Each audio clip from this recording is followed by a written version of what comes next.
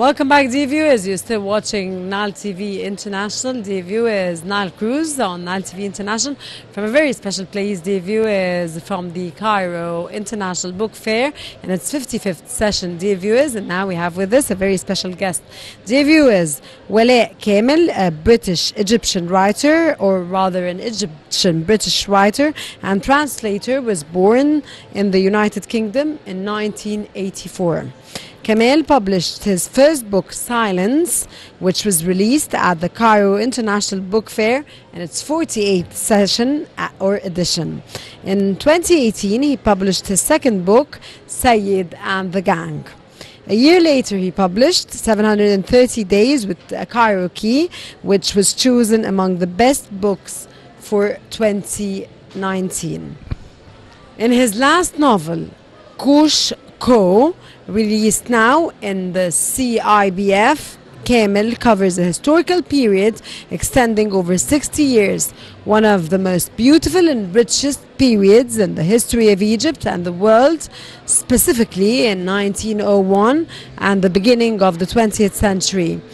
Let's know more about this book fair edition, the impact of translation on our culture, and Kamal's published books. Welcome, and it's a pleasure to have you with us in today's episode of Nile Cruise. The theme, we create knowledge, we preserve the word, is very important. Can you elaborate on the significance of this theme and how it reflects the goals and focus of the Cairo International Book Fair in 2024? Okay, I'm very happy to be with you today. And of course, the Cairo Book Fair has been a monumental cultural event that has been taking place for now 55 years. And I think throughout its history, it has been always focusing on promoting knowledge and culture among people from different age groups. And this has always been the Cairo Book Fair's message. And I believe that today, this year's slogan or motto reflects that. Dr. Salim Hassan, the archaeologist and owner of the Ancient Egypt Encyclopedia, has been chosen as the personality of the 55th session. What factors influence this choice, and how does this work contribute to the theme of knowledge creation and the word preservation? Well, I think that Salim Hassan has been overlooked for a very long time, and a lot of people don't know his actual significance, being the very first Egyptian Egyptologist. Yes, exactly. It's a very hard word to pronounce. And he also was an academician and a researcher, and he excavated a lot of Egyptian monuments. But at the same time, he works perfectly as the personality of the year for the book fair, because he wrote the definitive encyclopedia on ancient Egypt in 16 parts. So I believe that he definitely reflects the identity of the book fair. Yaqub al-Sharuni selected as the character for the children's exhibition. Can you provide more information about Yaqub al-Sharuni's contributions to children's literature and why he was chosen for this role, please?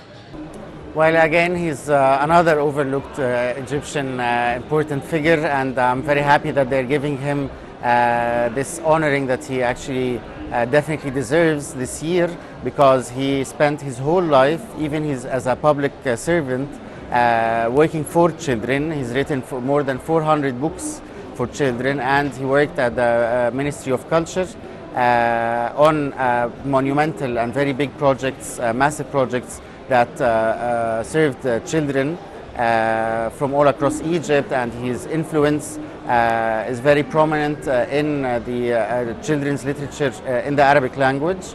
So I believe that definitely he's a perfect example for the children's book fair as a character. How does the book fair aim to engage with different age groups, from children to adults, and cater to diverse literature interests? Well, I believe that if you ask any Egyptian, that he will tell you that the book fair was a part of his childhood, and we've all been raised on this yearly journey where we come and we spend a full day at the book fair, whether we're going to buy magazines or children's books until we start growing up, and it becomes like a custom for the whole family, regardless of their background, their social status or anything. Everyone comes to the book fair, and this is why it is the biggest book fair in the world. A lot of people don't know that, especially when it comes in terms of the population or the visitors, the number of visitors. At sometimes it could reach more than 500,000 visitors a day. So it has become a part of the Egyptian, I would say, identity or footprint into each person, and it does promote culture. And for me myself, I've discovered a lot of the writers that I love in the book fair that I've still been reading till today. Norway being the guest of honor is a notable choice. How does the Cairo International Book Fair foster cultural exchange and understanding by featuring a guest of honor from a different country? Yes, well, again, in relation to the previous question, it's like the book fair as it works locally on fostering culture on the local in the local area or on the local arena. It also works perfectly internationally by hosting publishers from all around the world and promoting different cultures from all around the world. And choosing Norway again this year, it actually has some significance because last October, the Nobel Prize winner in literature that was announced was he's a Norwegian playwright, Jon Fosse. So I think it makes perfect sense that again Norway is the guest of honor for this year. In what ways, sir, does the book fair support local authors and publishers, and how does it contribute to the growth of the publishing industry in Egypt? Well, I believe as an author myself that the book fair is a very prominent and rich stage where all authors can show their work and can start building networks and networking with other authors and publishing houses. And if you go around and see the different partitions for publishing houses, you'll find that they do have, that they always conduct deals and collaborations with international entities. And also for us as writers, we will never find this huge crowd anywhere else. How does your double nationality identity as an Egyptian British influence your writing and perspective? Well, of course, this has always shaped my whole identity and my whole existence, more or less having one foot in a culture and another foot in the other one. But for me, I always take pride in being an Egyptian. Kushku covers a historical period of 60 years, starting from 1901. What inspired you to, sir, deeply get into this special time frame, and how did you research and approach the historical aspects of the novel? Well, it has been a very long journey for me writing Koshko, because I've always been interested in the colonial Egypt, the time that it was occupied by the British occupation. And this is why the idea came to me that I wanted to write about what we usually call the golden age of Egypt, but at the same time it was under occupation. So how this duality, how did Egyptians deal with it? And at the same time, I'm always fascinated, of course, with history, but especially the history of hotels. And this is why I chose my character, who's Koshko, who comes from Noba, which of course again is a very rich culture that hasn't been represented enough in our writing. And then he works at Shepherd's Hotel at its prime, at its golden age. And I had to do a lot of research, of course, concerning hotels and the industry of like the tourism industry under the British occupation, which had a lot of, I would say, peculiar, I found a lot of peculiar findings that of course I incorporated into the novel. But I'm always because a lot of people, they think about nostalgia and how, you know, everything was better before and stuff, but I didn't approach it that way. I was actually approaching it at a country that had a lot of potential, but what was always oppressed by the occupier. So this is more or less what drove me to write Koshko. Silence is your first book. Can you provide insights into the themes or inspirations behind this work and how it was received at the Cairo International Book Fair? Yes, well, I was very lucky that the book was, it was my first book, and it was the first day it got published, it was in the Cairo Book Fair. Like, it actually came out of the press directly to the book fair. So, and this is why I always see the book fair as a good omen for me, and I like to publish my books right before it, because yeah, it's a very exciting time for me, and it has a lot of good memories for me as an author. And Silence is a book that deals with loss. At that time, I was very interested in the idea of loss, of losing and grieving, and how how would you be able to overcome losing something, and how that the idea of loss is actually, it differs from one person to another. Some people lose their values, some people lose close ones to them, like people who beloved ones who die, and some people lose their dignity. So again, when you think about loss, there's always different aspects to it that I try to discuss and analyze in the book, explore. 730 Day with Cairo Key seems like a unique exploration of the lives of the members of the Egyptian rock band Cairo Key. How did you become involved with the band, and what promoted you to document their journey? Yes, well, again, this was one of the most exciting projects that I ever came across, because the idea started that I wanted to document my own generation. I wanted to write something that would, for later generations, when they come, they would understand the significance of my generation in the last 30 or 40 years of Egypt's history. But and I always was afraid that we would lose this, and we would just become a memory that no one remembers. So I was always thinking, how can I write this? Shall I write it in a novel or something?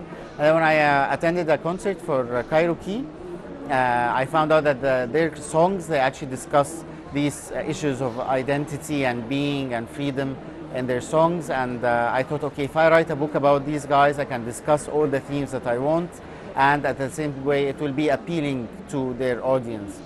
So I was planning to spend 3 months with them, like fully living with them, seeing everything that they're doing, but I ended up living for 2 years. And it became a huge project.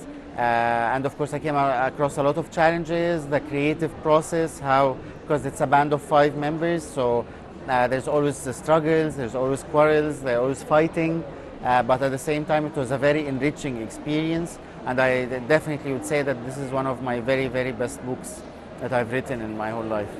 Could you, sir, elaborate on the challenges and struggles that faced by Cairo Key that are highlighted in 730 Day with Cairo Key? What, in your opinion, makes this book stand out among the best books of 2019? Yes, Said wal Asaba, or Said and the Gang, it's actually a fantasy book. And the whole idea is that I've always been an avid fan of fantasy. Whether in our culture, of course, we have the greatest fantasy book in history, which is Alf Layla wa Layla. And then there are the more recent Western books like Lord of the Rings or Harry Potter or something. So I thought I wanted to write something like that. And my main target audience was actually young adults. I wanted to give them, send some messages about coming of age, or maturing in the world, and preserving our own innocence in the face of evil. So I thought that I would write it in this fantasy frame. But at the same time, I was actually astonished that most readers of the book are actually adults, and even older people that enjoy this fantastical aspect, or the world that I've built around Said and his friends. What motivated you to write Said and the Gang? And could you provide a brief overview of the book's storyline and themes, please? Yes, again, translation has always been one of my very early passions. After finishing my studies at university, I prepared a certificate of professional translation at the AUC for 2 years, and actually my actual career started as a translator. But I had never translated any books until 2015. It was always corporate translation and marketing these are the fields that I work in. So when I came across this book and the publisher contacted me asking me to whether I would like to try to translate it, I was very excited, although geopolitics was never one of my main interests. I'm always rooted into culture and literature and fiction. But again, the book was an eye-opener because, and it was, I would say it was ahead of its time because it's talking about the coalition between Russia and China and how they are trying to reinstate the balance of power against the western side of the world. So it was actually very insightful and contained a lot of information. So I learned a lot from it. It was a nice experience. And then I translated 4 books after it. How do you navigate between genres, moving from documenting the lives of a rock band to translating non-fiction works into historical fiction? Yes, yeah. This is the most common question that I get. Is that I'm always juggling around and I'm playing around with different genres. But and I kept thinking about it. Why do I do that? And I think because this is what excites me and this is what interests me.